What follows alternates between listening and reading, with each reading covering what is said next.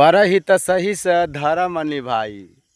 मैं बबलू शिव का शिष्य सभी भाई बहन को मेरा प्रणाम। आज धर्म और कर्म की बात होगी। कहते हैं ना कहने वाले, धर्म बहुत बड़ा होता है, तो कहते हैं ना परहित सही स धर्म निभाई। ऐसा कि मेरे साहब श्री भैया हरिंद्रानंद ने कहते इस बात को। अरे यदि धर्म आपका बड़ा है तो कर्म भी कीजिए ना भाई साहब। हम लोग कर्म तो करते हैं, इस कर्म कांड में हमको कोई बाबा तो उझरा के रख दिया है। हम लोग फंस गए हैं कर्म कांड में।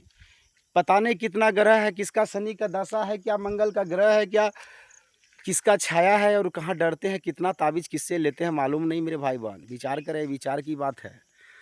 मैं इस कालखंड में प्रथम महामानव शिव के श्री साहिब श्री भैया हरिंद्रानंद को इसलिए मैं प्रणाम करता हूँ क्योंकि उन्होंने इस कलयुग में भगवान शिव को अपना गुरु बनाने का मौका प्राप्त किया सभी भाई बहन को। इसलिए क्योंकि अच्छे अच्छे संत ऋषि महात्मा आए, उनसे भक्ति का मार्ग में किसी ने उनको जोड़ते जोड़ते अपनों से जोड़ के घूम रहे हैं। ऐसे ऐसे गुरु भाई आए थे धरती पर डायरी रजिस्टर में किसी का नाम हो, किसी से गुरु से ये नहीं कहा कि महादेव ही गुरु है। उनको जीवन में गुरु बनाना चाहिए हम और आप सभी को। आपका किताब, आपका ग्रंथ, आपका शास्त्र, आपका भूगोल, आपका इतिहास, रामायण जितने भी हैं, सब में मेरा महागुरु महादेव गुरु पद पे बैठे हुए हैं। तो भाई बहन विचार करें, विचार की बात है, तो उसको अपना गुरु हम जीवन में क्यों नहीं बनाए। मेरा साहब ने कहते हैं उसको जिस दिन हम अपना गुरु बना लेंगे ना, जन्म मरण से मोक्ष प्राप्त ले लेंगे हम और आप सभी। विचार करें भाई बहन। और एक बात, जब हम लोग का पुत्र नहीं होता, संतान नहीं होता, तो हम लोग 11 महीना दूसरे बाबा का फेरा में ठकाते हैं, लुटाते हैं। पता चलता है मेरे भाई बहन, जब 11 महीना ठका जाते हैं तो 1 महीना मेरा भोलेनाथ का याद आता है। सावन का पावन महीना में चाहे चोर हो, लुक्कर हो, बेईमान हो, लुटेरा हो, हत्यादार हो, पता नहीं किस जाति संप्रदाय भेदभाव वर्णन से जुड़ने वाला व्यक्ति हो, पर उस महागुरु महादेव को जल अर्पित करने के लिए जाते हैं मेरे भाई बहन। विचार करें भाई बहन, आप ही का पापा हो, आपका मम्मी हो, आपका भाई हो, एक ही दिन उसको आप खिलाइएगा बड़ा प्यार से, और 2 दिन खिलाइएगा, तीसरा दिन भूल जाइएगा, तो आप ही से भाई प्रेम करना आपका छोड़ देगा।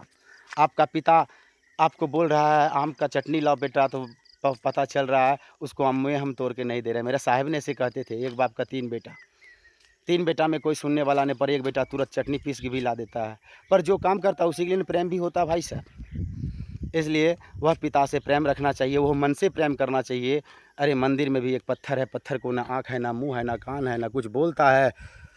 मेरे भाई विचार करें, अच्छे अच्छे कलाकार उनके पास गया, पर कला का परिदर्शन फैल हो चुका है। उसको जानने के लिए उसका आँख कान कहाँ पड़ेंगे। तो भाई साहब अच्छे अच्छे संत महात्माओं नहीं बता सकते इस बात को। पर क्या बोलूँ आप लोग से, मेरे गुरु शिव आपका भी जीवन में हो। 3 सूत्र से हमको बहुत सा ऐसा अनुभूति प्राप्त हुआ, आपका भी हो। पहला सूत्र है दया की आँच ना मांगना अपना लिए, क्योंकि पेट में दर्द मुझको होती है, परिणाम मुझको भोगना पड़ता है। इसलिए दया अपने लिए मांगना चाहिए। हे शिव आप मेरे गुरु हैं, मैं आपका शिष्य हूँ, मुझ पे दया कर दीजिए। और दूसरा सूत्र है गुरु की चर्चा कीजिए।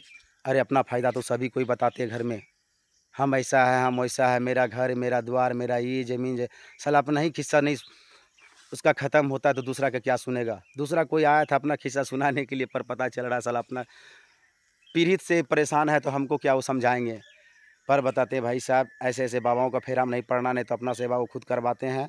मेरा साहब ने कहते हैं कोई शरीरधारी गुरु हो ही नहीं सकता है, क्योंकि मेरे जीवन में वह महागुरु महादेव गुरु हैं। कहता जो खुद है वह खुदा है, जो स्वयं है वही शिव शंभु है। वो स्वयं जन्म जाता है गाछ की दर से मालूम नहीं मेरे भाई, खुद से कहाँ हुआ खुदा दिखता है मालूम नहीं।